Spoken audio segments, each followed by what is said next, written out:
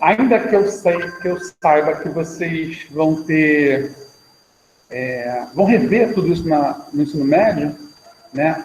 Vocês vão rever muito a geografia física no ensino médio, mas vai ter sempre um viés da geografia política e econômica, né?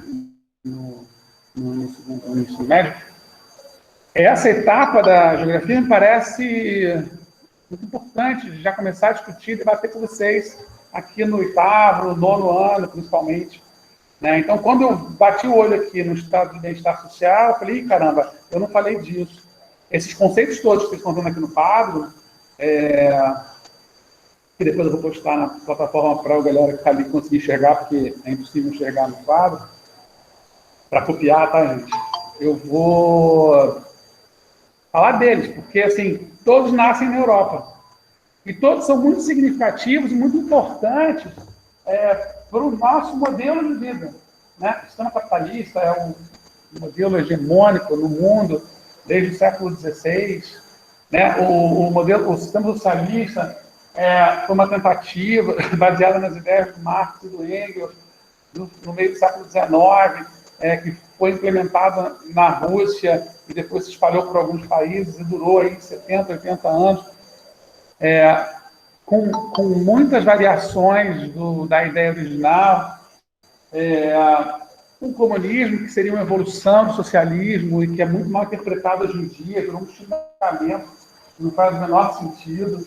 O anarquismo, que é um sistema que exige nível de estruturação individual, um nível de capacidade individual de entendimento das coisas, entendimento do mundo muito grande. Eu tenho até a impressão, me parece, que tanto o comunismo quanto o anarquismo são sistemas políticos e econômicos muito utópicos, muito fora de propósito, muito impossíveis de se atingir, pelo menos na sociedade que a gente vive. E o fascismo, que é um modelo político, econômico também, que se aproxima muito do capitalismo, que se diz capitalista, inclusive, mas de um extremo autoritarismo, de um nacionalismo exacerbado. O capitalismo por si só ele não pressupõe um nacionalismo exacerbado, porque ele não deseja a privatização das coisas, ele não deseja, o capitalismo deseja que tudo seja privado, que tudo seja parte do mercado, né? E aí entra em conflito com algumas das ideias fascistas e tal. Enfim, eu acho importante falar disso com vocês, mas achei importante falar isso com vocês porque lendo aqui o desfecho da nossa história aqui com o continente europeu, eu me dei conta de que ele termina aqui falando do estado de bem-estar social, que não está ali no quadro, mas que é um elemento importante. Eu vou até deixar, viu, meninos, não sei se vocês estão sofrendo aqui, escrevendo, mas fiquem tranquilos que os seus colegas lá também vão escrever. Eles também vão ser punidos. E aí eu vou deixar também um textinho sobre o estado de bem-estar social, que aí vocês botam no caderno para completar essa informação, tá? Que eu acho que é relevante, que é importante, tá? Então, fazendo uma volta lá um pouco, rapidamente, aos países da Europa Ocidental, que são os países mais significativos, né, mais ricos. Significativos no sentido que são os mais ricos, que mais têm influência sobre o continente europeu e sobre o mundo também, né? Porque, assim, países como a França, a Inglaterra, a Alemanha, são absolutamente cruciais para o mundo todo, né? O mundo inteiro, ele hoje tem uma relação de espalhamento cultural que surge com esses países. Um monte de elementos que vocês forem pesquisar vão achar interessante. Eu acho que na internet vocês conseguem encontrar, eu não vou saber aqui de cabeça algumas coisas, mas um monte de elementos da cultura inglesa, da cultura francesa, sabe, da cultura alemã, que estão na nossa vida cotidiana.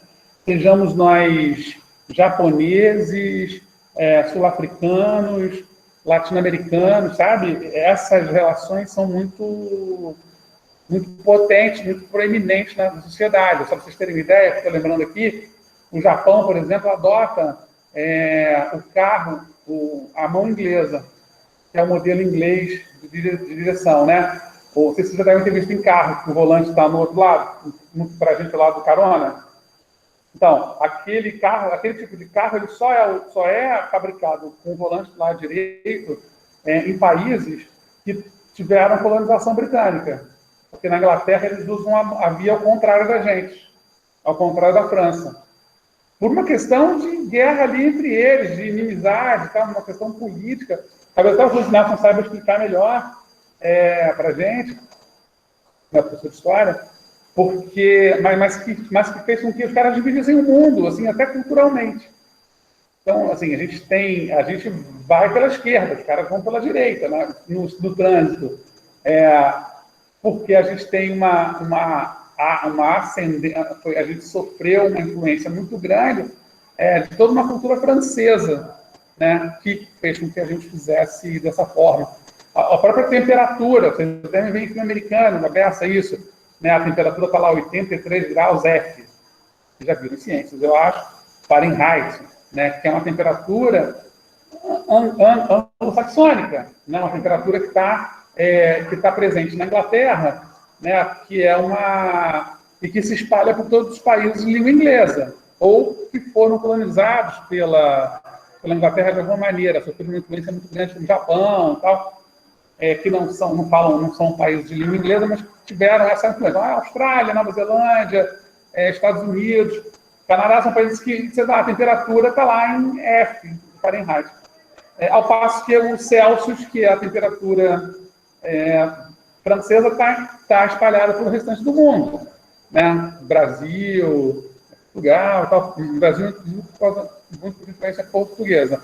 Então, essa influência ela é muito relevante, é impossível da gente não pensar nela.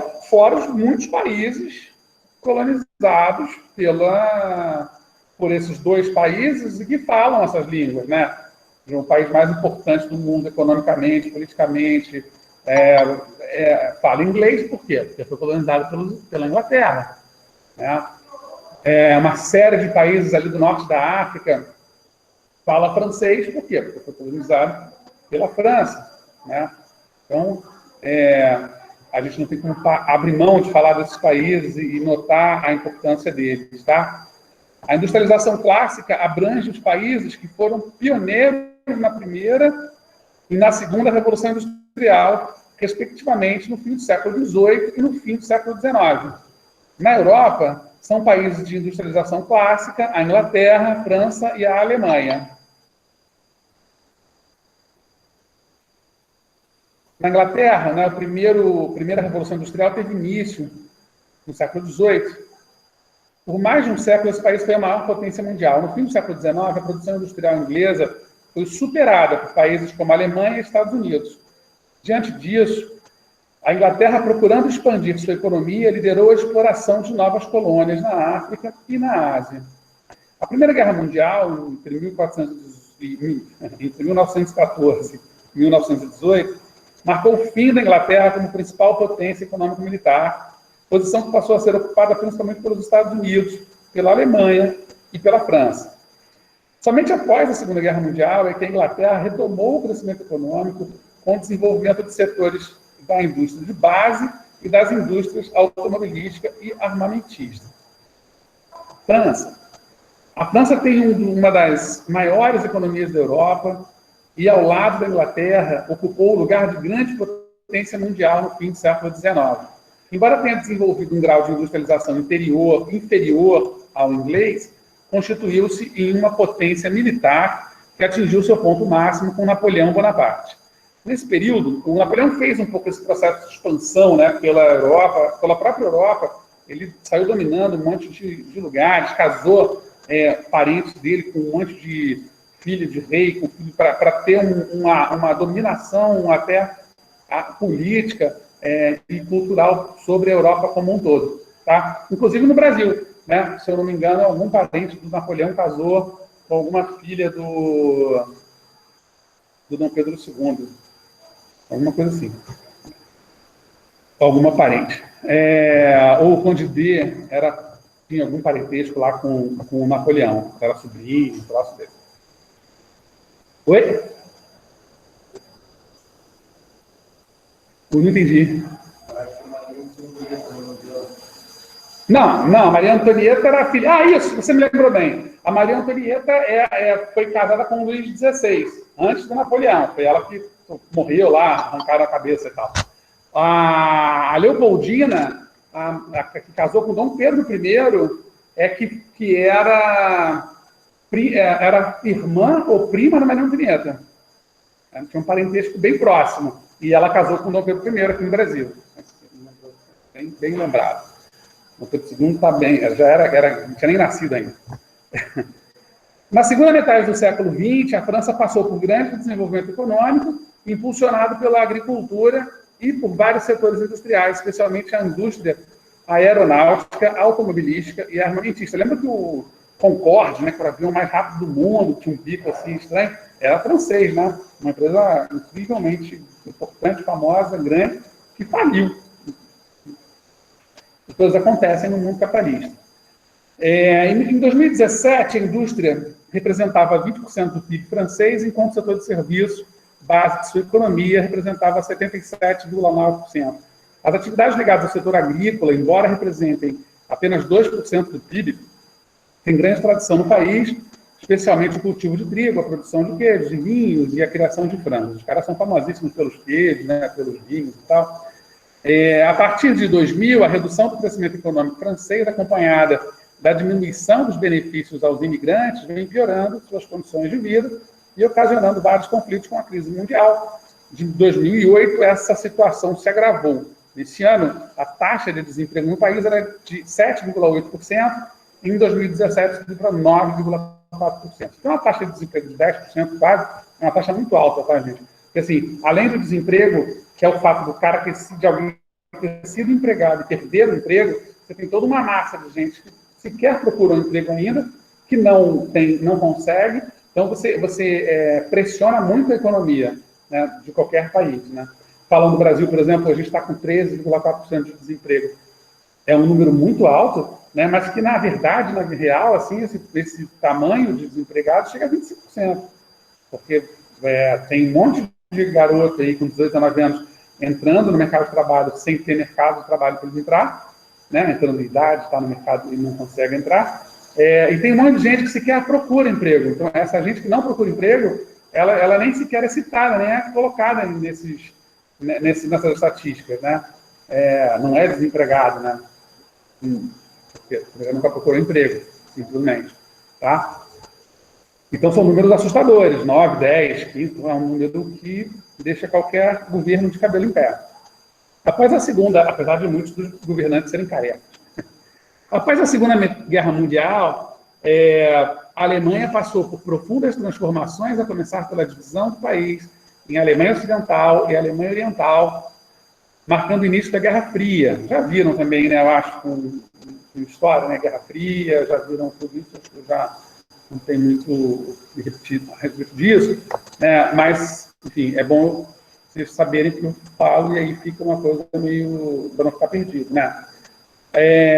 A Alemanha Ocidental, Inglaterra e França receberam investimentos e apoio dos Estados Unidos por meio do Plano Marshall, né, que era um auxílio financeiro dos Estados Unidos para a reconstrução dos países da Europa Ocidental depois da Segunda Guerra Mundial. Tá? Tinha um objetivo assim, de exercer, de ampliar, de fazer com que os Estados Unidos virasse um país ali de influência absoluta sobre aqueles países europeus.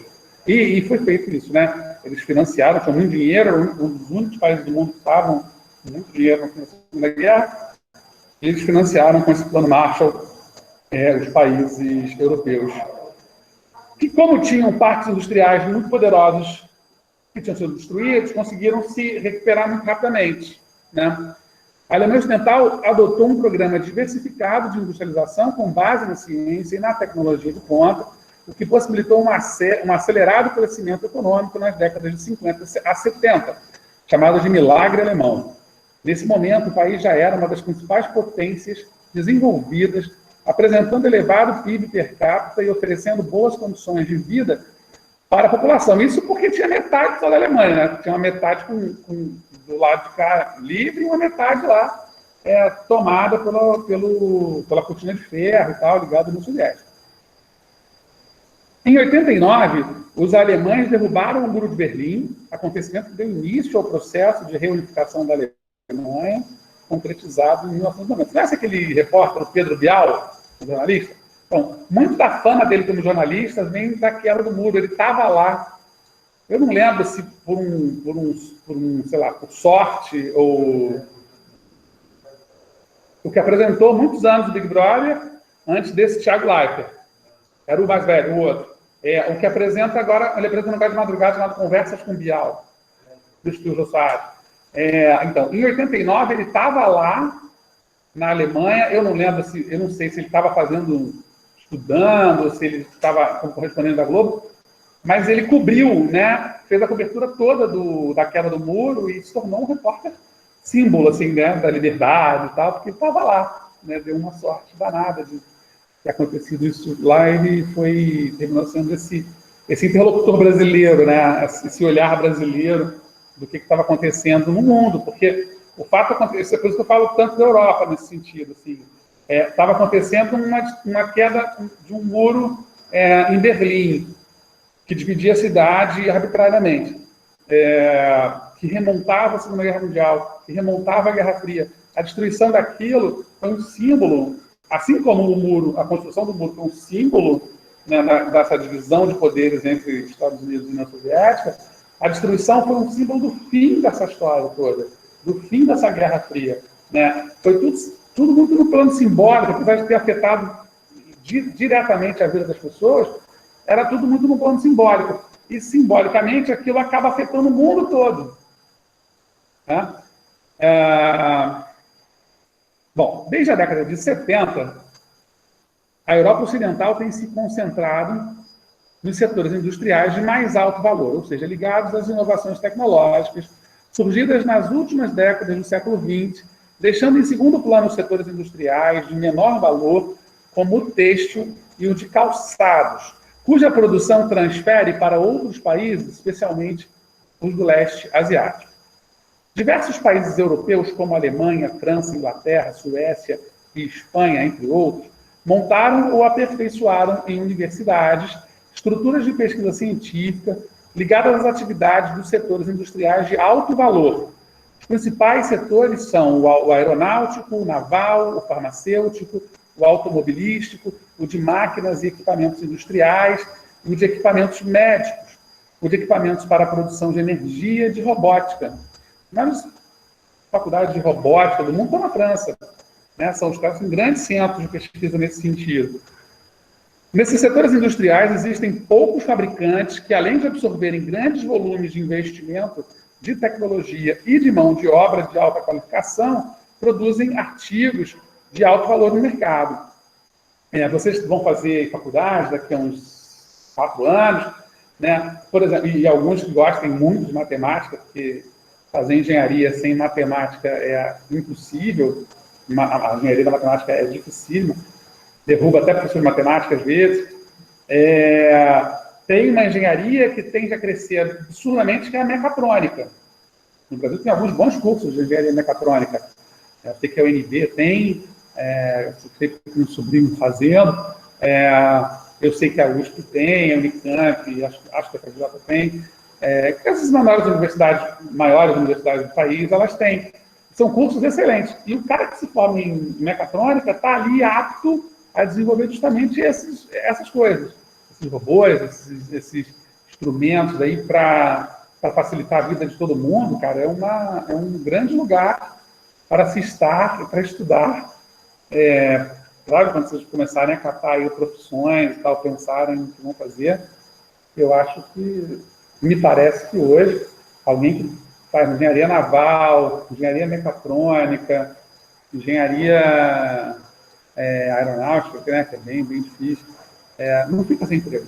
E não fica sem bons empregos, porque o cara é um especialista numa área que só tende a crescer, né? E cada vez mais se desenvolvendo. Já estão anunciando o avião que vai voar sem piloto. Eu, por hora, tenho medo desse avião. Não sei se eu entraria. Mas já estão, cara. Imagina, um avião sem piloto.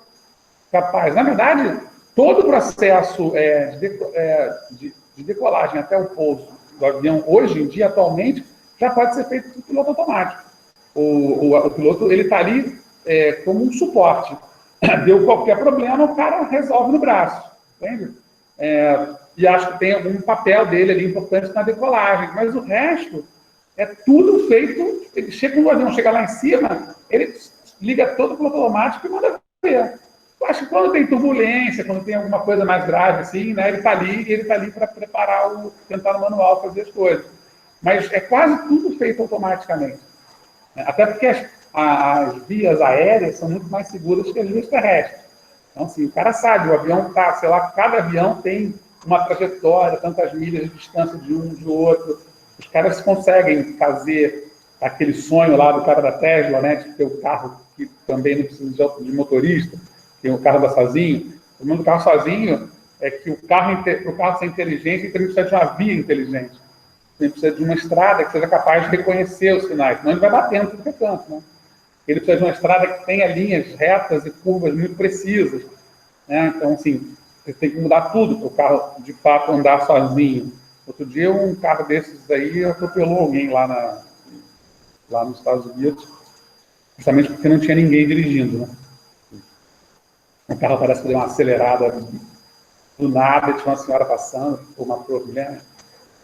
Enfim, mas vão atropelar. Na verdade, hoje em dia, os grandes entusiastas da tecnologia, eles estão atropelando o ser humano, literalmente, né?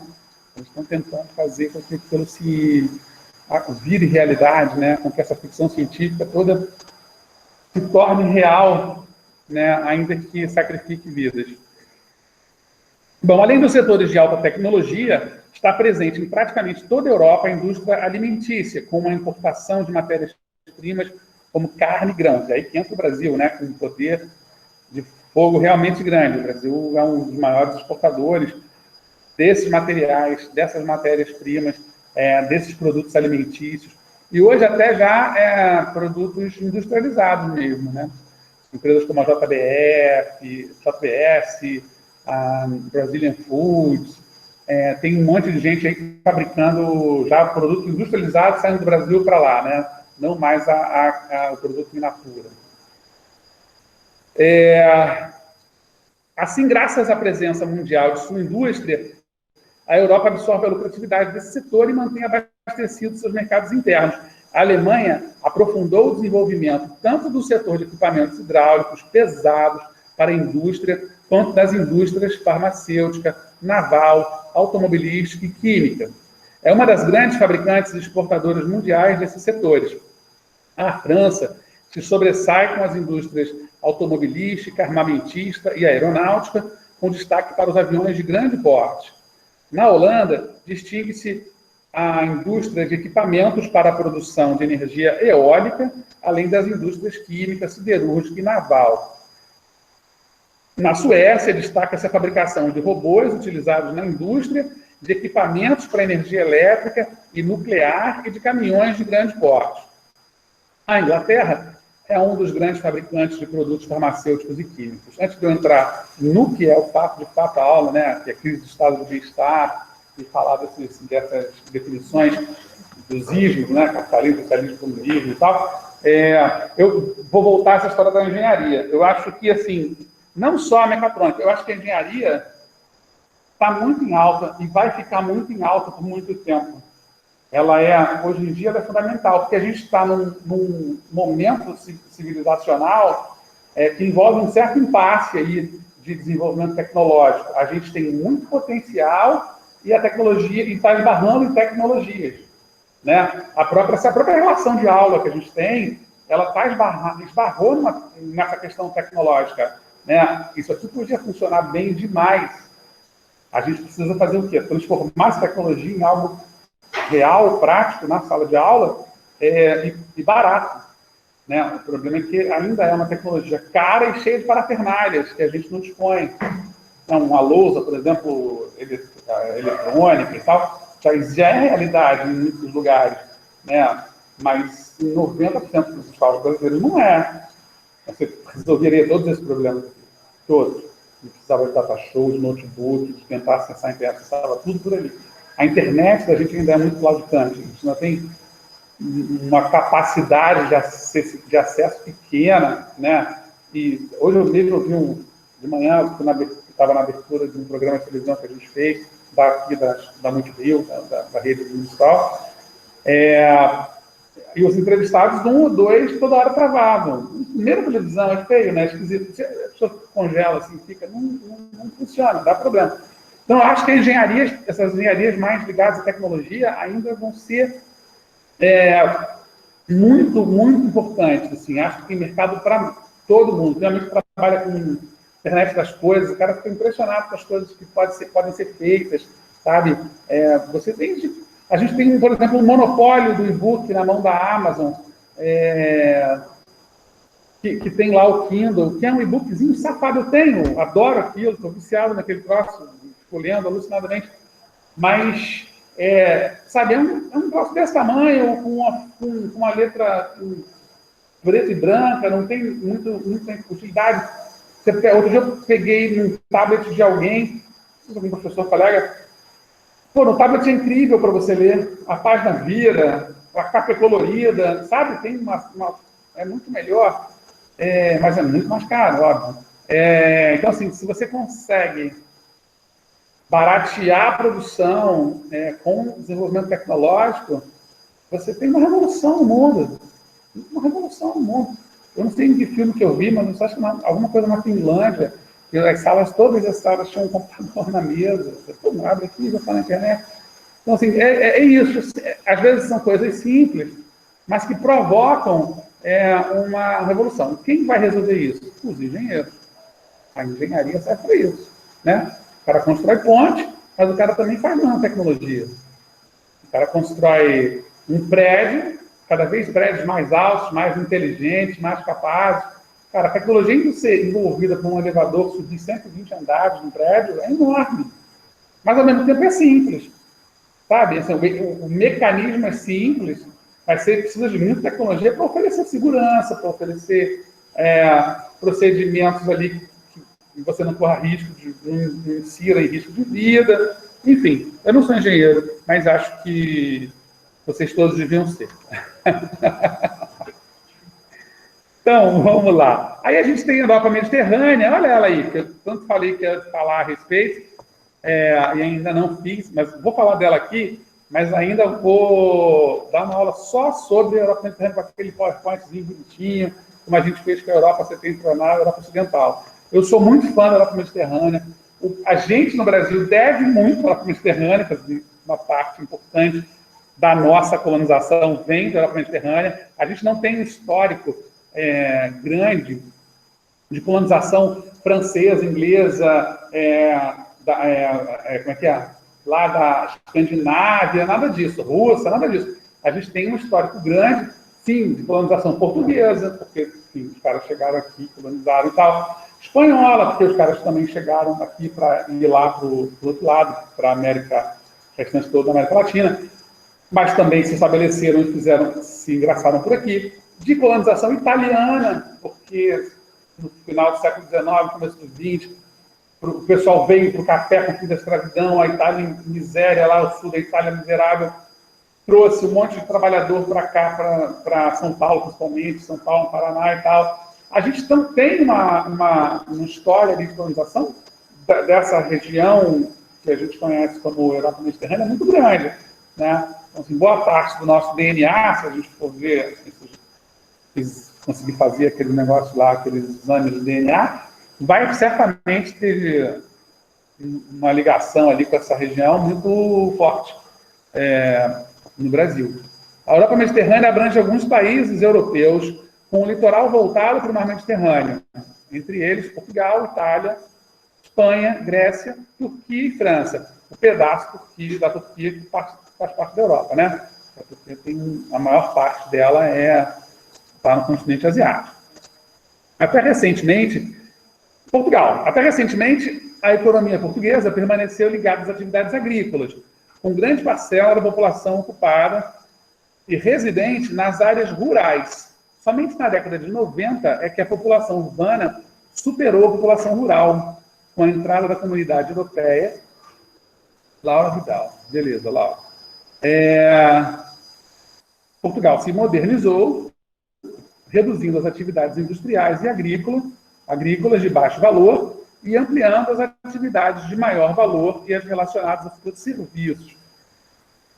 Portugal, hoje, é o maior turismo de idosos do mundo e o maior turismo de idosos europeus. Assim, os europeus eles vão a Portugal para o turismo.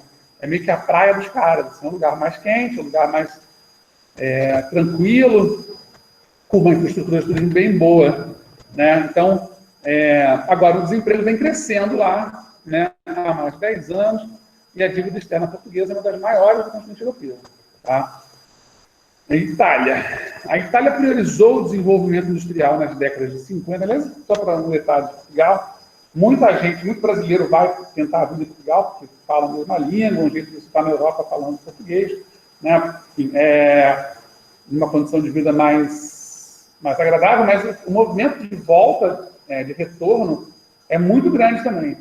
Se fala muito pouco disso, muito pouca gente fala a respeito dessa volta. Muitos brasileiros vão, tentam e acabam voltando, porque a vida não é tão simples assim.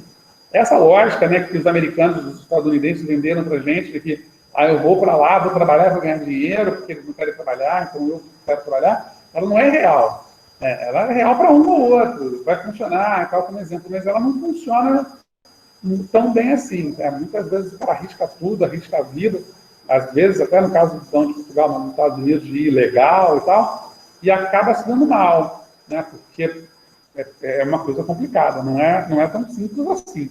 Até porque quando você vai ilegal para algum país, você está indo junto com o bandido. Apesar de você não ser, entende? Porque se alguém está te fazendo um esquema para ir, esse esquema ele já é por si só bandidagem, de alguma maneira ele tem ali alguma coisa de esquisita, né? Então, assim, você vai ingenuamente, você gasta um dinheiro que você não tem, você tenta uma coisa que não tem para você realizar um sonho. E 90% das vezes dá errado. Né? Então, a melhor forma de ir para qualquer lugar trabalhar, seja Portugal, seja os Estados Unidos, é tentar ir legalmente, vocês são garotos, tentar estudar, tentar um curso, tentar se matricular. Tem milhões de bolsas, começa a estudar aqui uma língua e tal, para tentar essas coisas. Essa fórmula mágica de chegar em Portugal como turista e não voltar mais, ou chegar no México, né, tentando atravessar a fronteira para os Estados Unidos ali, ela vai dar zebra em algum momento, assim, na maior parte dos casos, né? E os casos que dão certo, eles servem às vezes só para me incentivar a fazer a besteira. Porque, enfim, eu conheço algumas pessoas que voltaram, e vejo muito, acompanho muito em família, né? Lá, cara, tem muito africano, principalmente, que vai para Portugal, que é refugiado, que nós não temos nenhum, fica vendendo cordão na rua. Então, às vezes o cara tinha uma vida razoável, né? Mas atravessa a fronteira porque é perigoso, está violento, não sei o quê.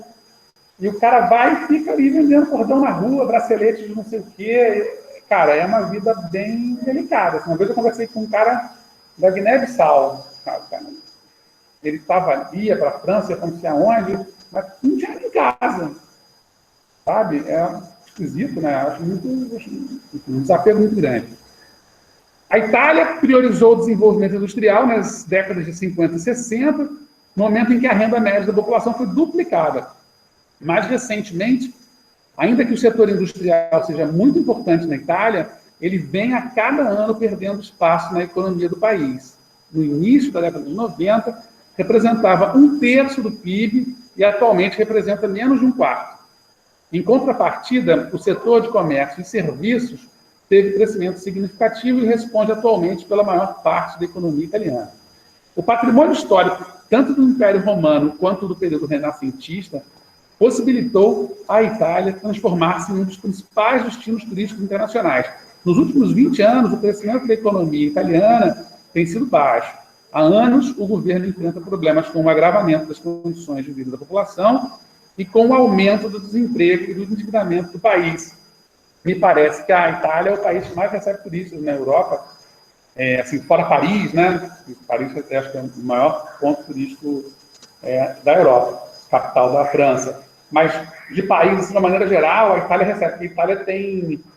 E a França tem Paris, né? Assim, claro que tem coisas lindas, deve ter, mas Mas o turismo, essencialmente, francês se dá em Paris, né? Torre Eiffel, Notre Dame, Arco do Triunfo, enfim, Champs-Élysées, o cara vai conhecer lá as coisas. Palácio de Versalhes, que mais para fora, aqueles museus incríveis, né? O Louvre, o d'Orsay, o Museu do Rodin, e tal, tem um monte de museu.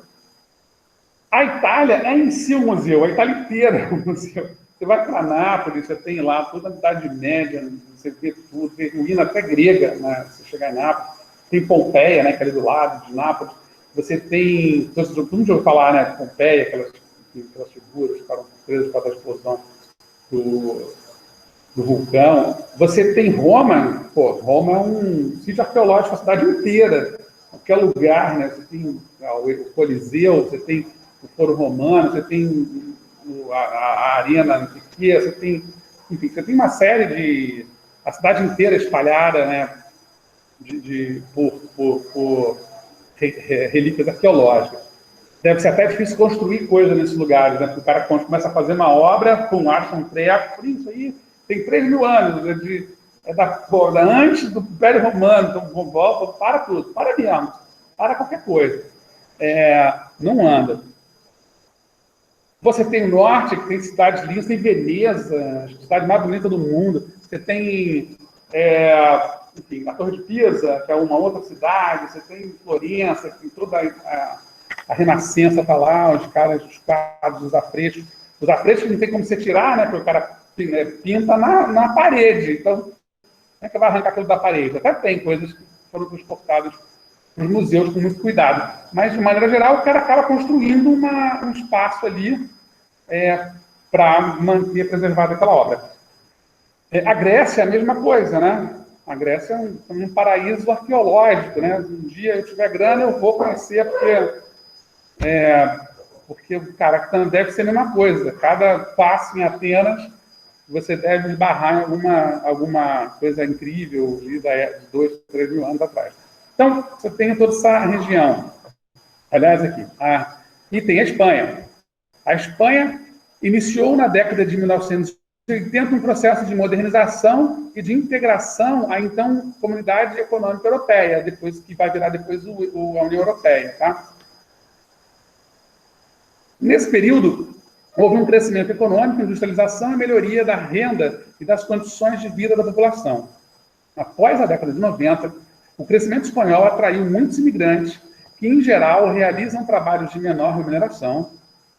Com o aumento do desemprego provocado pela crise de 2008, o governo espanhol passou a recusar imigrantes e até a pagar passagens para o retorno deles ao país de origem. A Espanha foi um dos países mais atingidos pela recente crise econômica, acumulando a mais alta taxa de desemprego da Europa. Entre os jovens de até 25 anos, por exemplo, essa taxa chegou a 55% em 2012.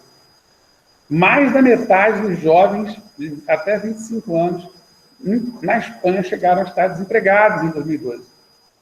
Essa situação melhorou muito, mas não se resolveu. Ainda tem uma taxa de desempregados muito grande na Espanha. Tá?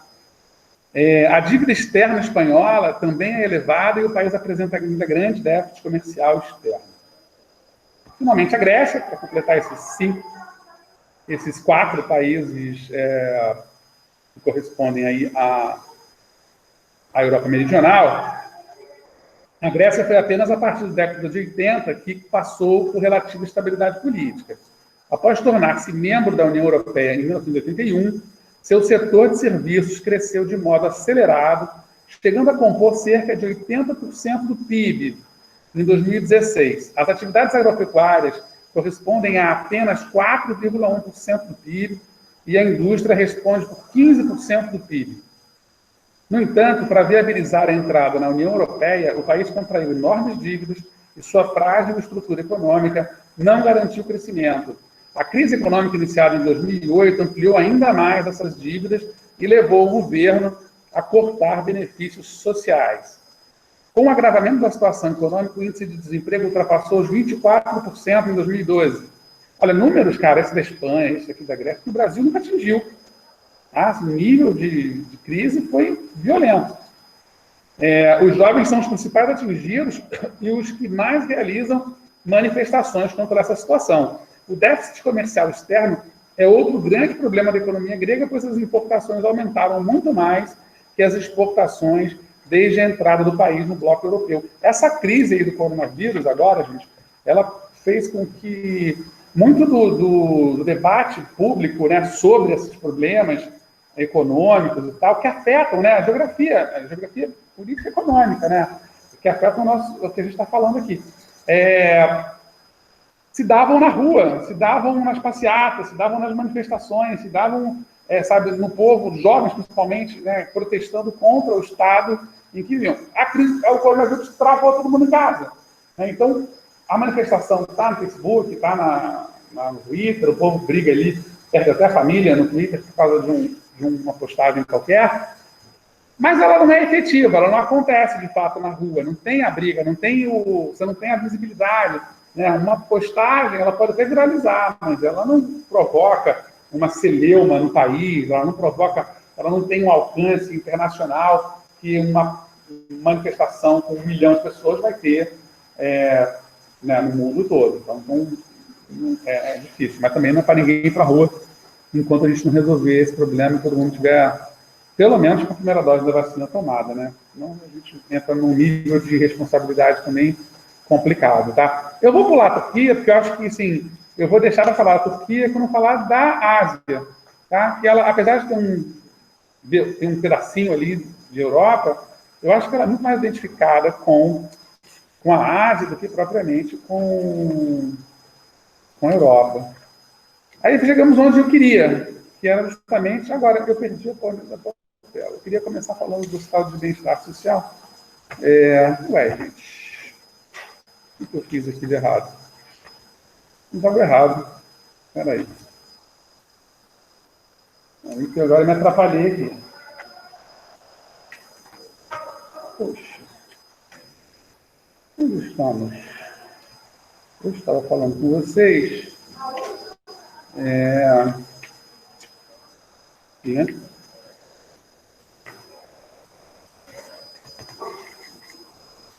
Eu acho que eu...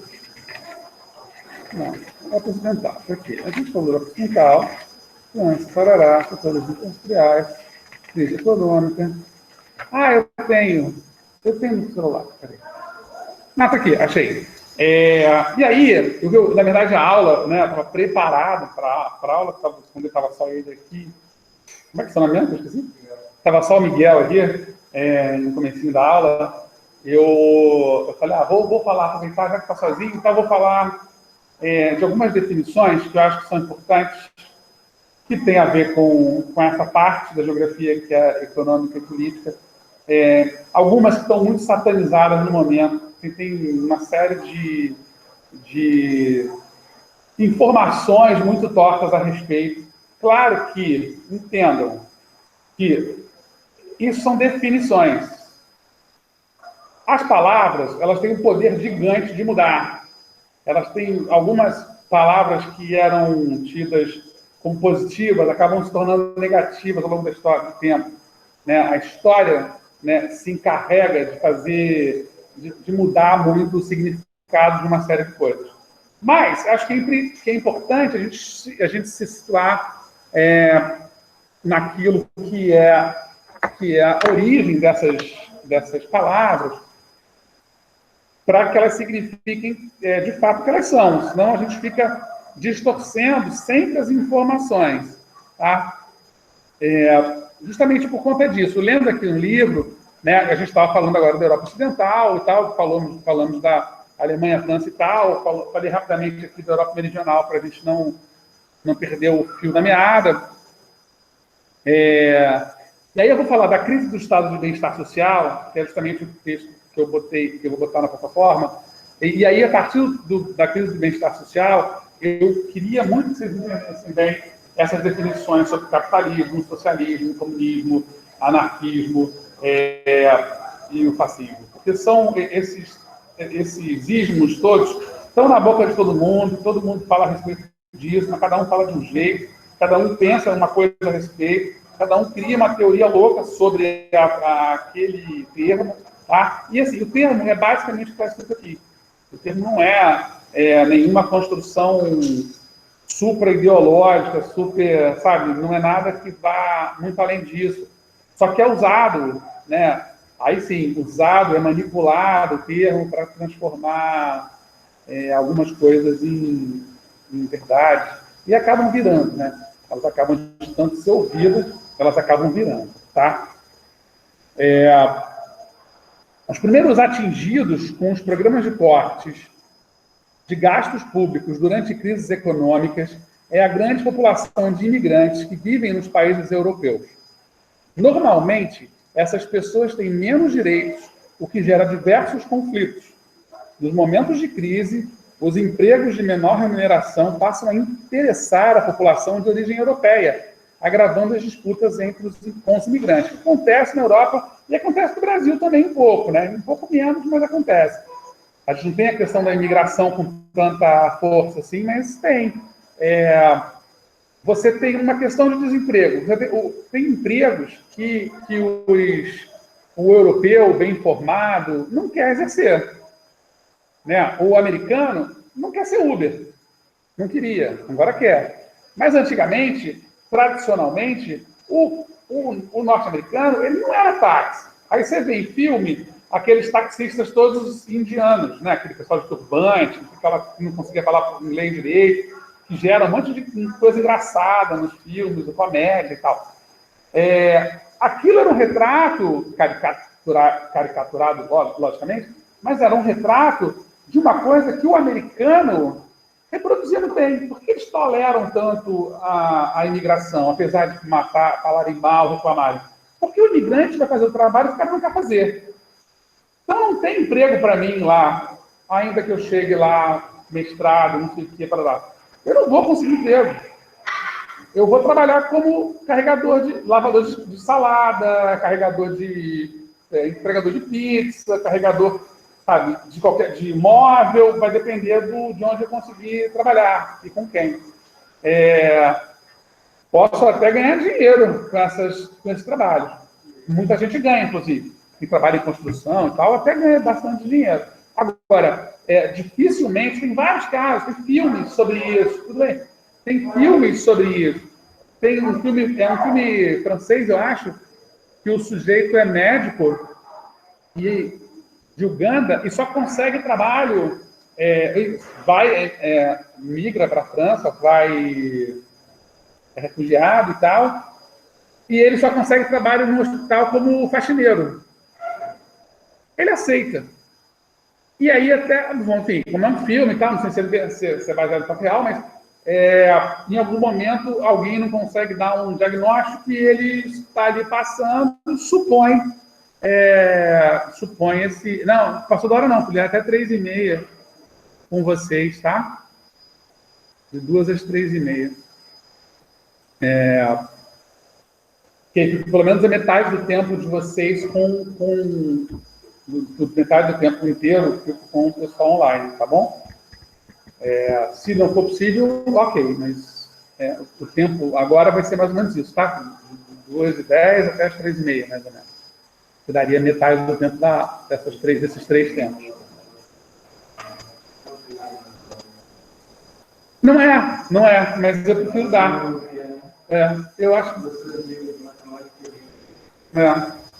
Eu prefiro dar, porque eu prefiro fazer aula online junto, porque fica, né, cara? Em algum lugar fica esse conhecimento aí. Eu gosto, assim, quando a sala de aula está lotada, a gente tem dificuldade de fazer essa reflexão.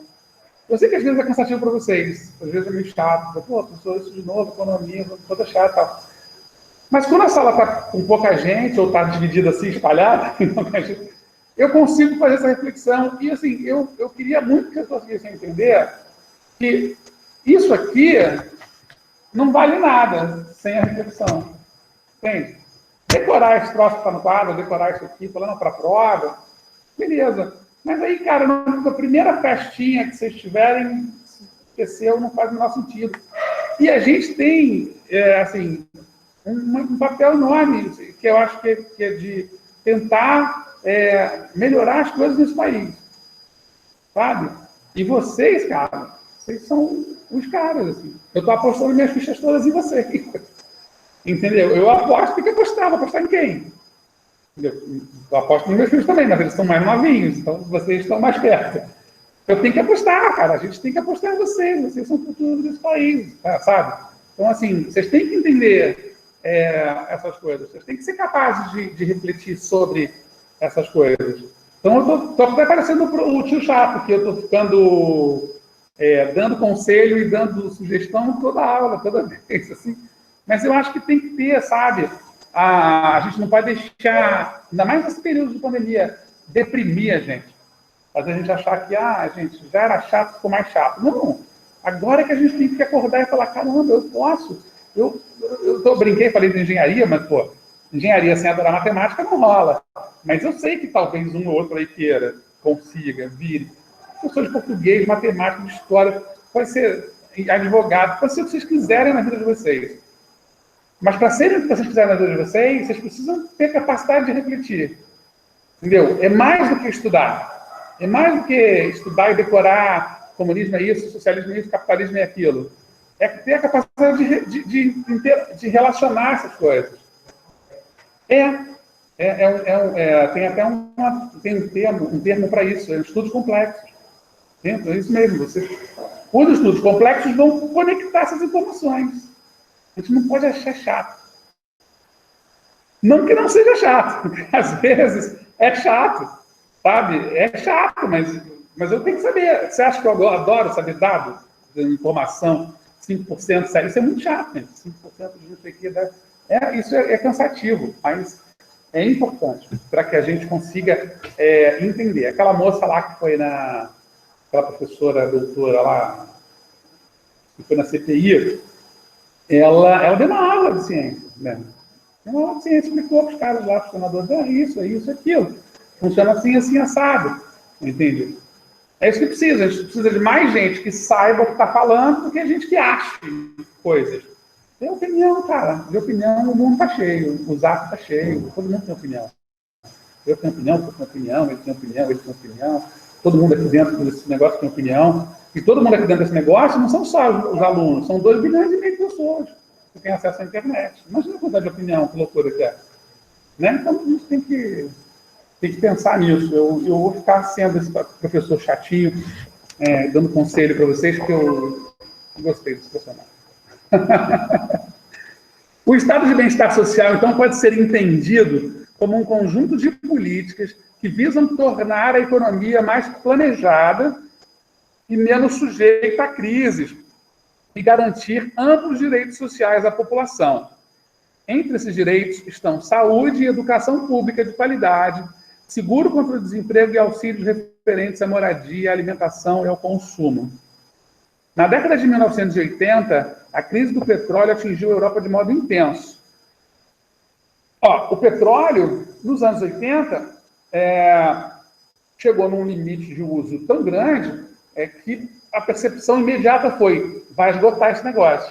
Não existia tecnologia suficiente para prospectar petróleo nos lugares mais profundos. Não se sabia como ainda. É mais ou menos nessa época que a Petrobras, empresa brasileira, do governo brasileiro, hoje em dia é uma empresa de economia mista, mas originalmente é uma empresa do governo brasileiro, estatal, conseguiu prospectar petróleo no mar. Foi a primeira. Alta tecnologia, cara. Prospectar petróleo no mar é um negócio difícil pra caramba. Você tem que cimentar o mar, você tem que cimentar a faixa oceânica. Como é que você cimenta um troço com água o tempo todo em cima de você? Os caras conseguiram. E aí a gente começou a ter petróleo no mar. O mundo inteiro hoje faz prospecção de petróleo no mar. A Rússia é o país que mais tem petróleo no mundo atualmente, porque prospecta petróleo no Oceano Ártico.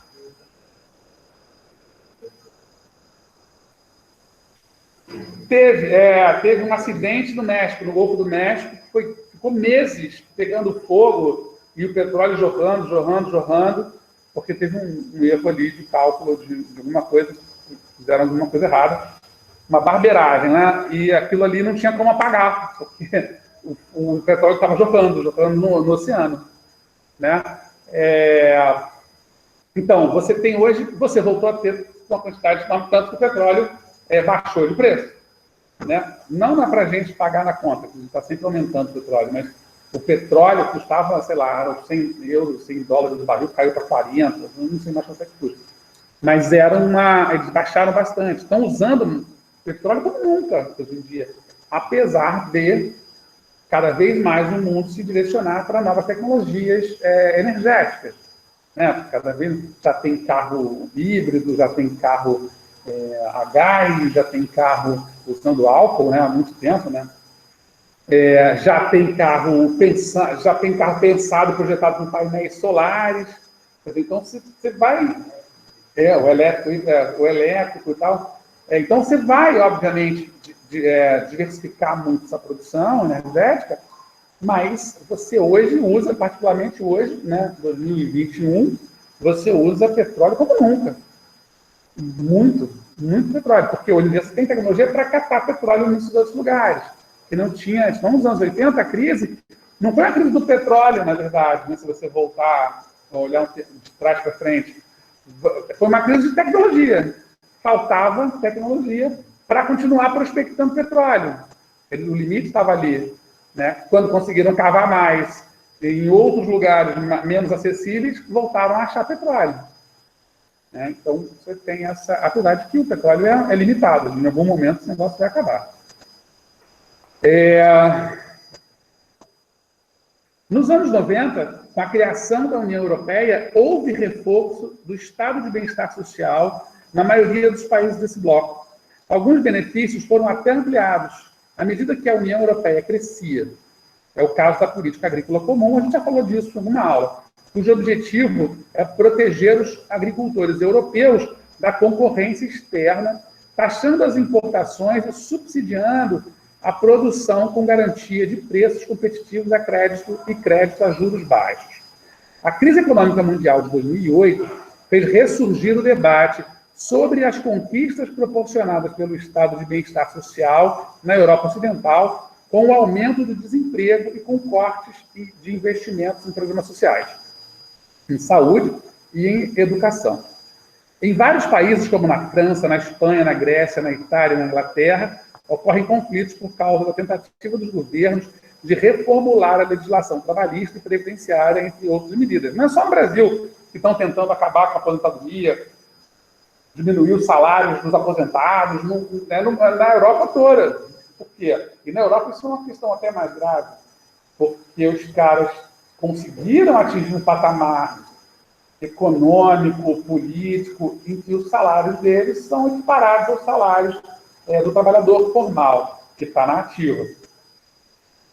O que é justo, né? Só que o que acontece com a Europa? Se vive cada vez mais, os europeus já estão passando aí dos 80 anos de expectativa de vida. Quando você faz uma conta para a Previdência, você faz baseada numa média. Então, se você tem uma média de vida, como o Brasil, de 74 anos, significa que se você viver 80, você está vivendo 6 anos a mais da expectativa. Se for só você, isso não vai ser um problema, do ponto de vista... Mas se todos vocês viverem mais de 80, e a expectativa do cálculo da Previdência for de 74, você vai ter um problema econômico. 6 anos a mais para todo mundo, de onde vai sair esse dinheiro? Né? Então, assim, no caso do Brasil, ainda tem muita falação desencontrada. No caso da Europa, de fato, isso começa a virar um problema, porque os caras se aposentam por 65 e tal, e vão ter uma sobrevida aí de mais 15 anos, pelo menos. Então, isso gera algum impacto na economia. A discussão é enorme, uma discussão econômica bastante polêmica, muita gente defende que há como tirar dinheiro de outros lugares para que isso...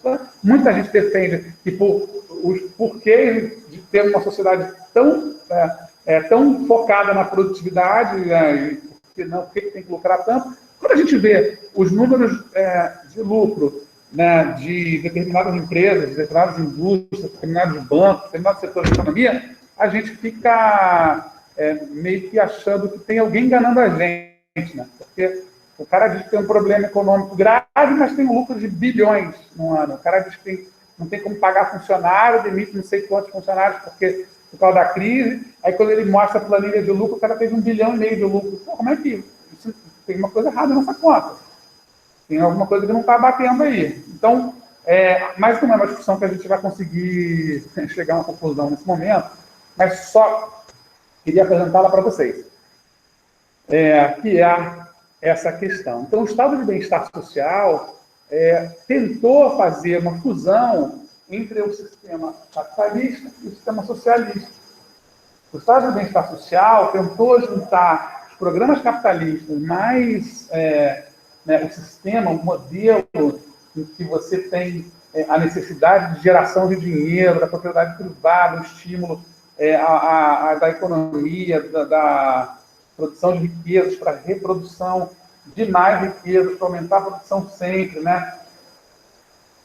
Com um tipo de economia um pouco mais planificada, que é justamente essa economia socialista, que se propõe a ter uma economia totalmente planificada. Eles nem fizeram uma economia totalmente planificada, nem fizeram uma sociedade capitalista, que a gente chama de capitalismo selvagem. Eles tentaram fazer um capitalismo com benefícios e direitos, e escola, e saúde, e uma série de elementos que a gente que fossem gerar equidade social, ou seja, igualdade entre as pessoas, né?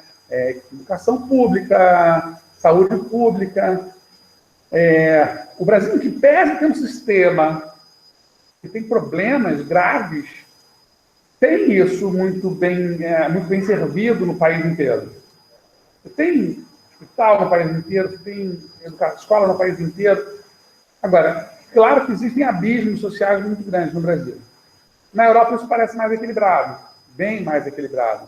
Você tem a escola pública mais ou menos do mesmo padrão daquela escola. Mas claro que, gente, não sejamos ingênuos, as escolas privadas, dos milionários, dos ricos, elas não existem em qualquer lugar do mundo. O sul-coreano rico bota o filho para estudar não sei aonde, o europeu rico bota o filho para estudar na escola, um Sacré-Cœur de Marie, de lá, o americano rico bota ele para estudar numa escola, geralmente aquelas que a gente vê em filmes engravatadinhas, não sei o quê, são as escolas da elite. Mas você tem um sistema de base bastante equilibrado, né? Esse talvez seja o maior problema do Brasil. Não há um equilíbrio muito claro em relação a isso. Tá? E aí, a gente tem, eu vou ler aqui, que é mais fácil você estar virando de costas para ver, né? Então vai ter algum engraçadinho que vai arrumar uma foto bizarra minha, e eu não estou afim de me estressar hoje. Então, vamos lá. Para além desse modelo aí do estado do bem-estar social, que foi essa tentativa de equilíbrio entre esses sistemas, a gente tem dois sistemas econômicos basicamente que estão na pauta do dia e comandam aí as ideias do mundo nos últimos 100 anos, né? E um deles que remonta lá ao século XVI. O capitalismo, que é, no caso, é um sistema econômico social predominante no mundo que é baseado na sociedade privada e tem como o nome sugere, na acumulação de capital, dinheiro ou bens e objetos que podem gerar mais dinheiro. O sistema é dividido em duas classes principais. Os capitalistas, que são os donos de meios de produção, ou dos bens que podem gerar dinheiro. E, por exemplo, o dono de um banco, ele não é dono de bens de produção. O banco não produz nada. Mas o banco tem o poder de gerar mais dinheiro, né? O banco nem produz dinheiro, quem produz dinheiro é a Casa da Moeda. Mas o banco gera dinheiro, gera mais renda. Nem sempre para você, cliente, né? Geralmente é para ele, banco. Mas ele gera mais renda, tá? Se você tiver algum dinheiro, ele vai gerar muito dinheiro para você também, sendo mal, assim. Porque o banco, ele tem milhões de modelos lá e tal, de financiamento. Adoram oferecer financiamento para a gente. Mas se tiver grana, você investe na bolsa, pelo banco, você investe em título disso, título daquilo, e você faz o seu dinheiro aumentar, obviamente. O sistema é dividido em duas classes, então, principais, né, que é o capitalista, que é o dono dos meios de produção, ou dos bens que geram dinheiro, e os trabalhadores, que são aqueles, nós aqui, todos nós, pais de vocês, eu, alguns de vocês que já trabalham, que vendem a sua mão de obra, tá, por um valor, por um salário, por uma comissão, né? E isso é uma condição necessária. Inclusive, o capitalismo provoca uma grande revolução, uma revolução positiva, justamente por isso, porque ele provoca essa... Ele provoca essa revolução justamente para acabar com que sistema que tinha antes? A escravidão, né, gente? A escravidão, qual que era a grande diferença? A escravidão não tinha trabalho... Fiz alguma coisa aqui que o computador... A escravidão não permitia... Aí. Sequer que o capitalismo acontecesse, porque uma das molas do capitalismo é justamente essa roda que gira. Eu preciso produzir consumidor. Como é que eu produzo consumidor? Oferecendo salário. Se você trabalha e recebe um salário, você pode consumir. Se você não pode consumir, você não tem capitalismo, né? A escravidão é justamente isso. Era um sistema que tinha uma base gigantesca de trabalhadores, mas que não eram consumidores. Se o trabalhador não pode ser consumidor, o capitalismo está falhando em algum lugar, né? Tem algo errado nele, não funciona como sistema, tá? Mas quando ele funciona como sistema, tá ok. O objetivo do capitalismo é a maximização dos lucros dos capitalistas, reduzindo custos, ou elevando os preços dos produtos ou dos serviços. Tudo é feito em um livre mercado, com pouca interferência dos governantes, ou nenhuma, né, se for possível, conforme leis de oferta e de procura, ou de demanda. Demanda e procura. Tá? Então, assim, o capitalismo original ele se pauta por isso. Pela lei da oferta e da procura, ou lei da oferta e da demanda, e por uma participação, intervenção mínima do Estado. Tá? Os maiores defensores do sistema capitalista, eles propõem que ao Estado só caiba mesmo a missão da fiscalização, né, e de oferecer segurança para que esse sistema funcione. Por isso que vira e mexe algum ministro da saúde, nem estou falando do Brasil não, mas também estou falando do Brasil, que é acabar com o Sistema Único de Saúde, porque está vinculado a esse modelo capitalista de forma muito poderosamente, de forma muito forte, e acha que os hospitais, as clínicas têm que ser particulares. As pessoas têm que pagar pouco, pagar não sei o quê, mas pagar. De alguma maneira, as pessoas têm que pagar. Essa é uma visão, a visão dos caras, né, deles. Inclusive, dizem que o primeiro-ministro desse governo atual entrou com essa função, com essa missão de privatizar o SUS. Não sei se é verdade, mas foi o que eu ouvi. E não foi em grupo de Zap. Mas ele foi atropelado pela pandemia. E aí, com a pandemia, ele precisou mais do que nunca do SUS. Né? Porque a pandemia acabou mostrando como esse sistema único de saúde é fundamental para o Brasil. Quando as vacinas começaram a ser produzidas no mundo e tentaram vender para o Brasil, não tentaram vender para o Brasil porque o Brasil era bonzinho, porque eles eram super legaizinhos. Não. Tentaram vender para o Brasil porque o Brasil tinha o mais adequado parque de vacinação do planeta. O Brasil tinha o melhor sistema de vacinação do mundo. Tinha. Tem ainda, né? Tem ainda. Só que não tem agora vacina suficiente para todo mundo. Mas tem o melhor sistema entendeu? Você tem de distribuição, você tem posto de saúde no país inteiro. Os caras que quiseram vender a vacina para o Brasil, não quiseram vender porque nós vamos ajudar o Brasil, porque o Brasil é legal. Não quiseram isso. Eles quiseram vender a vacina para o Brasil para testar a vacina aqui, pô. Claro. Vamos testar. Deu certo, cara, a gente espalha isso pelo mundo. E não é testar, como falam hoje, alguns falam, testar a gente como cobaia. Não, já tinham feito os testes. Já dava certo a vacina. Queriam testar o método. Queriam testar a coisa das 2 doses, dava quanto tempo, não sei o quê. Se tivéssemos conseguido fazer isso, estaríamos hoje que nem Israel, que nem Estados Unidos, que nem Inglaterra e tal. Mas tudo bem, não conseguimos. Estamos tentando aí, estamos fazendo, estamos conseguindo. Mais lento do que a gente queria, mas está conseguindo. Mas entende, assim, você tem essa coisa da infraestrutura, importante, né? Eu vou terminar sendo preso, né? Vamos dizer que eu estou influenciando vocês e tal. Mas não é verdade, estou só botando, mostrando como que funciona o sistema. O sistema capitalista, e olha, que incrível, o sistema capitalista americano funciona bem pra caramba, né? E os caras estão lá, estão vacinando de graça, estão dando vacina, estão dando prêmio, dando 1 milhão de... Tem um estado lá, acho que é o Iowa, está fazendo uma loteria. O cara, você se vacina, preenche o negocinho e teve uma moça que ganhou $1 milhão. Olha, para tomar uma vacina, eu tomo 10. Me dá 10 aí para concorrer a $1 milhão. Tenho 10 chances. Então, assim, você tem essas possibilidades. A economia volta a circular, porque os caras rapidamente voltam a funcionar. O mercado volta a funcionar e tal. Enfim. Socialismo, tá? O socialismo, contrapondo-se ao capitalismo, defende que os meios de produção e os bens devem ser públicos ou coletivos, com o objetivo de proporcionar uma sociedade com igualdade de oportunidades para todos. No socialismo, o Estado é o responsável por distribuir a produção, organizando um sistema de igualdade e cooperação. Teóricos mais famosos do pensamento socialista são Karl Marx e Friedrich Engels. Tem outros, diversos pensadores socialistas. Tem pensadores socialistas, inclusive, anteriores ao Marx, são chamados socialistas utópicos, que achavam que ia chegar naturalmente a sociedade a um nível de excelência, de conhecimento, que o mundo viraria socialista por isso. O problema do socialismo é que ele propõe uma sociedade planificada e que, assim, a possibilidade de gerar uma ditadura é muito forte. O que foi o que aconteceu com a União Soviética, com a China, com Cuba, né?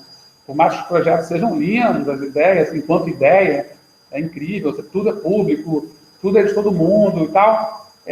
Na prática, o cara que detém o poder acaba virando uma espécie de dono do pedaço, né? Dono de tudo. Então, fica um problema. Porque a teoria não condiz com a prática, né? Você acaba criando, do mesmo jeito, duas classes. A classe dirigente e o resto. Isso é um problema. Tá? O Marx e o Engels, de alguma maneira, com a teoria da mais-valia, demonstram que vocês vão estudar em sociologia, no ensino médio, tá? Esses camaradas podem ficar calmos, se tiverem no mente, talvez comigo, ou tem outros 7 professores lá que dão aula disso, ou vão ter meus alunos de filosofia no mente.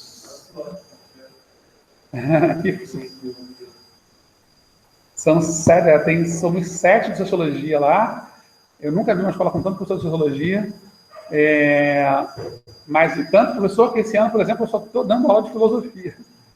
Me tiraram porque é muita gente. Eu fui o último a entrar lá, porque eu vim de Nova Iguaçu, e aí eu peguei as turmas de filosofia, que eu adoro dar aula, acho muito legal. E aí estou lá. Então, se vocês forem meus alunos, provavelmente serão meus alunos de filosofia. Mas com a teoria da mais-valia, eles demonstraram que os trabalhadores não recebiam um pagamento equivalente ao valor das riquezas que produziam, o que geraria desigualdades e problemas sociais. Eles identificaram o desconforto do trabalhador. Eles perceberam, lá no meio do século XIX, que o trabalhador se sentia explorado, mas não sabia por quê. Trabalhava, recebia salário, e sempre ouvia que era uma bênção ele estar trabalhando, que era uma bênção que ele ganhava, que era não sei o quê. O cara trabalhava que nem um louco. Nessa época que o Marx e o Engels estão escrevendo essas coisas, pensando, refletindo sobre isso, o trabalhador na Inglaterra não tinha hora para acabar o trabalho dele. O cara trabalhava fazendo jornadas de 14 horas, 15 horas. Mulher trabalhava, criança trabalhava. Qualquer pessoa foi pobre se trabalhava. E trabalhava com jornadas inimagináveis, assim. E morava-se mal, e comia-se mal. O cara era um escravo que recebia salário, praticamente. Então, justamente vendo a sociedade desse jeito que eles vão pensar as propostas deles, vão pensar nessa sociedade, nesse mundo socialista. Tá? Só que, como sempre, a ideia acaba virando, na prática, virando outra coisa. Mas essa é a lógica original que foi usada por todo mundo, pela social-democracia, pelo capitalismo mais agressivo dos Estados Unidos. Por quê? Porque só existe escola pública, saúde pública, segurança pública, porque existiu o pensamento socialista em algum momento. Então, assim, pensar nessas coisas como fazem hoje em dia, demonizando, satanizando, olha o cara, é acabar com a reflexão, aquilo que eu falei no começo da aula, é acabar com a capacidade de a gente refletir sobre. Eu não quero que ninguém seja socialista aqui, eu não sou, por quê? Agora, refletir sobre é importante, é muito importante. Eu tenho um grande amigo que é super conservador, chamado do polo da direita, aquele cara do direitão e tal, e o cara lê todos esses camaradas da esquerda e ele acha alguns incríveis. Ele falou, cara, esses caras sabem muito, a gente tem que estudar eles, a gente tem que entender.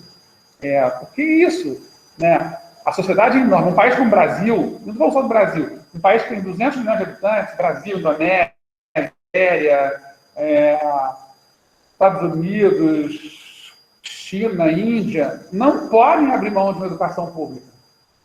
É gente demais.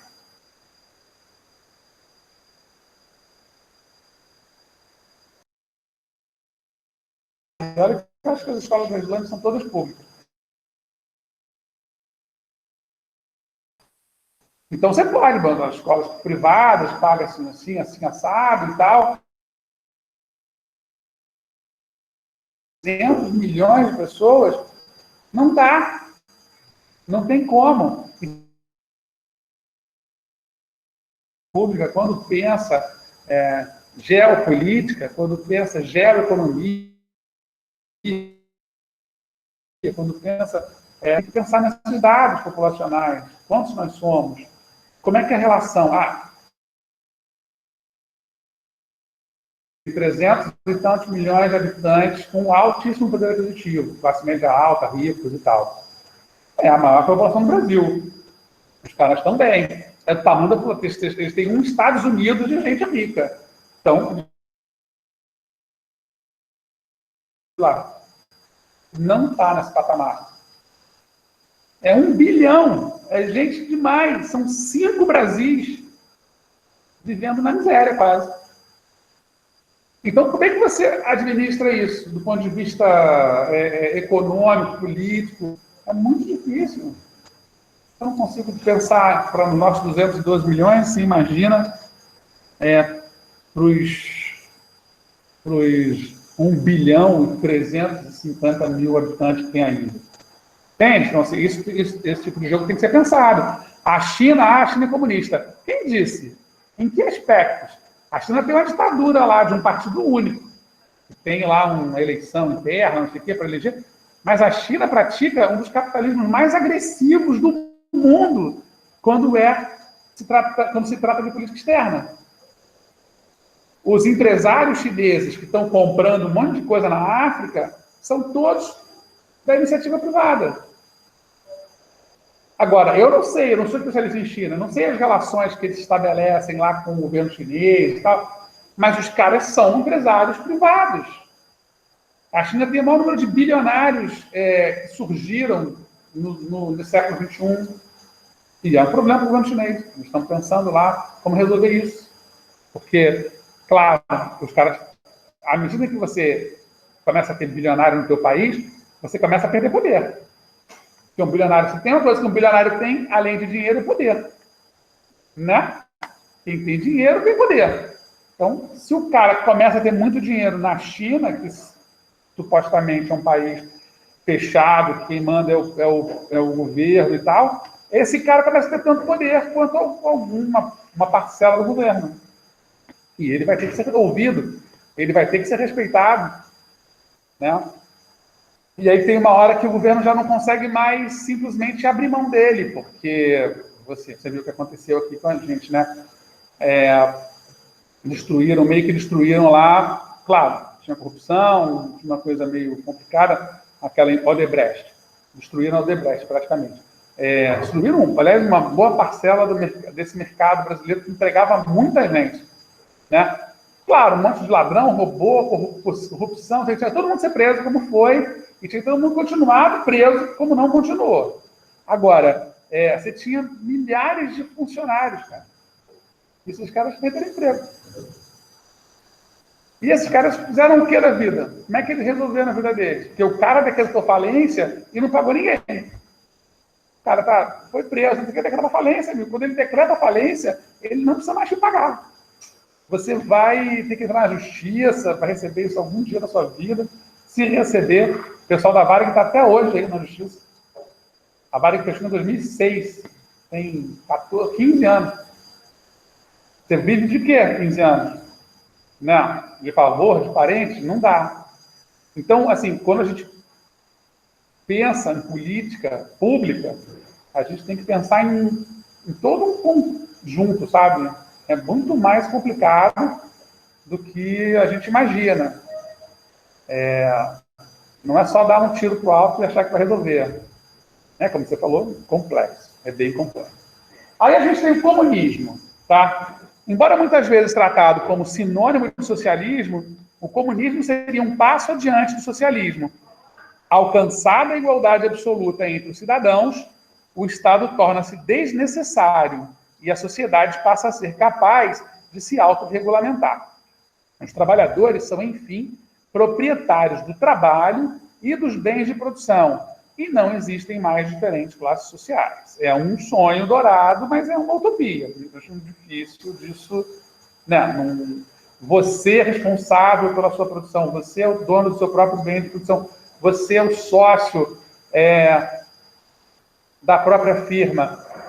Existe um negócio que alguns economistas até associam um pouco a isso, que é assim, algumas grandes empresas, elas te pagam percentual de lucratividade. Então, você vai trabalhar na Vale do Rio Doce. A Vale é uma empresa mineradora do mundo. Os caras, eles lucram um absurdo. Quando eles batem as metas, e eles batem todo ano, você recebe um 14º salário.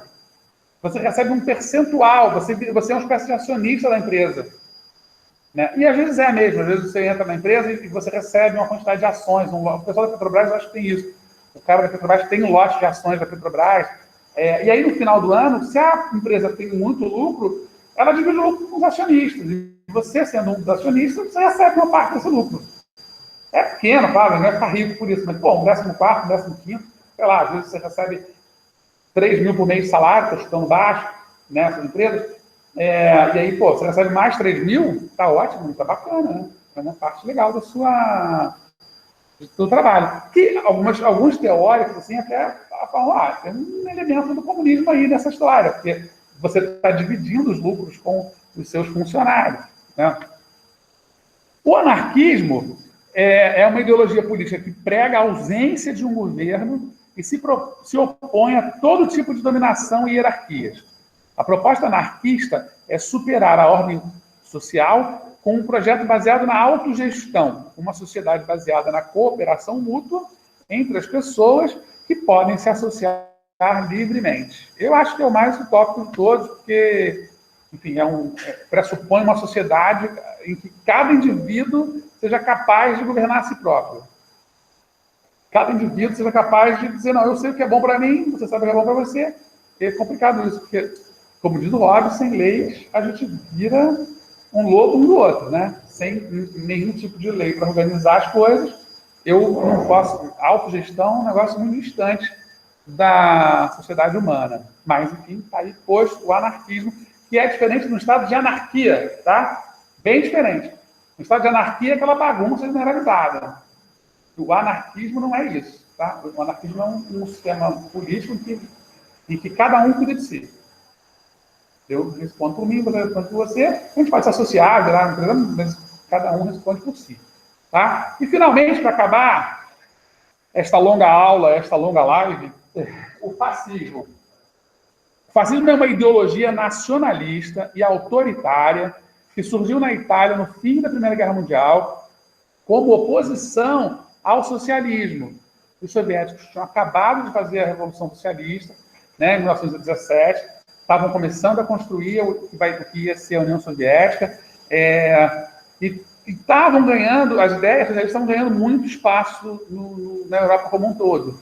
Né? Essas ideias de economia planificada, de uma sociedade mais igualitária e tal. E aí os fascistas apareceram justamente como um contraponto, né? Como rivais desse pensamento, tentando destruir esse pensamento, se propondo a encontrar uma outra solução, uma outra lógica que não fosse no caminho do socialismo. Tá? A sua retórica explora assuntos como o combate à corrupção, a crise na economia, o declínio de valores morais na sociedade e apoia a repressão violenta para resolver tais problemas. Vira uma sociedade policialesca, sabe? Porque, assim, não vai ter isso, mas não vai ter isso como? Com educação, com saúde, com tentativa de convencimento, não, com porrada. Vai ter isso com briga, vai ter isso com a polícia prendendo. Mas aí quem garante que a polícia também não é corrupta? Quem garante que o governante também não é corrupto? Né? Quem garante que nada disso faz parte? Né? Você precisa de uma sociedade, de um grupo de excelência para poder te proteger nesse sentido. Embora se digam capitalistas e defendam ideias do capitalismo, como a propriedade privada, pequenas e médias empresas, líderes fascistas costumam intervir na economia de seus países, direto. Né? A ideia do fascismo é uma ideia de intervenção na economia o tempo todo. Então, você vai ter sociedades em que você, de repente, tem um direcionamento econômico, por exemplo, privatista, que quer privatizar tudo, que quer bem, né, seguindo uma lógica capitalista, que quer privatizar todo tipo de empresa, e aí você tem a parte política do governo se negando a privatizar as coisas, né, apesar de ter escolhido aquele economista X para governar, para ser o ministro da Economia. Né? Mas a política boicota os arroubos capitalistas dessa equipe econômica. Bom, líderes fascistas costumam intervir em seus países e também defendem que a nação é um bem supremo, em nome do qual qualquer sacrifício pode ser exigido aos cidadãos e que a salvação vem da organização militar e da guerra. São extremamente nacionalistas, de uma maneira geral, e defendem essa lógica de um nacionalismo exacerbado, né, de um Brasil meu deixo, como falavam na época do Estado militar, ou a Itália para todos, todos italianos, somos como o Mussolini, que é o principal nome aí desse movimento fascista, falou. Enfim, achei importante a gente falar desses 5, até acabei falando também dos estados, dos países da Europa Meridional, mas o importante mesmo da aula era isso, para a gente ver essas definições, esses conceitos, tá? Porque, enfim, tem que ficar claro, gente, a gente está confundindo tudo, está misturando tudo. É claro que esses conceitos hoje não podem ser lidos assim tão puramente, né? Claro que quando alguém fala em comunismo, em socialismo, ele está falando de alguma coisa a mais do que isso, porque tem já toda essa lógica de mundo mais atual. O capitalismo não é isso, exatamente. O capitalismo é muito mais do que isso. Dizer que um país não é capitalista porque tem educação pública é uma balela. Então, o capitalismo absorve essa ideia da educação pública. Tem escola pública nos Estados Unidos, tem escola pública no Brasil aberta, tem escola pública em qualquer país do mundo. Qualquer país que seja mais capitalista do planeta, Inglaterra, então tem um sistema único, um sistema de saúde público que atende as pessoas. Por menor que seja o americano, ele também existe. É mínimo. Os americanos têm lá um negócio que mínimo e cobra, ou por mais que a ideia de público varie em vários lugares, né? Em Portugal, por exemplo, você tem escola pública, mas que paga. Você paga uma anuidade para a escola, você paga algum tipo você paga algum tipo de parcela para poder exercer aquele benefício, entende? Então, assim, ainda que o público varie um pouco de país para país, todos os países têm uma experiência pública relevante, importante. E todos os países dependem disso, tá? Para sobreviver, para ter uma organização. Então, é tudo muito mais complexo do que está posto aqui, mas isso que está posto aqui é importante para vocês terem uma base. Senão, se eu não souber que a base disso é isso, o comunismo não é uma utopia, mas que pressupõe lá que os trabalhadores sejam donos dos próprios meios de produção, ou que o capitalismo quer gerar mais dinheiro para produzir mais dinheiro, que existe uma divisão de classes sociais muito específica no sistema capitalista, né, os donos do meio de produção e os trabalhadores. Se eu não conseguir saber que o fascismo é extremamente nacionalista, mas que também é muito ligado à propriedade privada, né, que surge em oposição ao socialismo, eu vou confundir tudo quando chegar na frente. Porque aí vai ter gente achando que uma coisa raiz é aquilo. A própria discussão, por exemplo, de esquerda e direita, que está tão na moda ultimamente, ela tinha caído de moda, ela tinha saído da discussão, né, e que é uma discussão tola nesse momento. A gente tem que discutir as questões que dizem respeito à sociedade. Né? Ser de esquerda ou de direita no Brasil, no mundo todo, hoje é quase que uma... em função da pandemia, em função de tanta coisa complicada que existe no mundo, é praticamente um meme, sabe? É quase um meme. Você fala assim, não, cara de esquerda, não vai mudar nada na vida de ninguém isso. Né? A princípio você pensa, o cara que é de esquerda defende mais direitos sociais, direitos humanos, direitos havia uma defesa econômica para todas as pessoas, é mais solidário com o mundo. O cara da direita é mais empresarial, que é mais o lucro, a geração de renda, mas não para todo mundo, para um grupo que pode até financiar outros que são os empresários e tal. Essa é a divisão básica, entende? Tá? Agora, que é uma discussão que nos afeta, vocês precisam estar por dentro dela.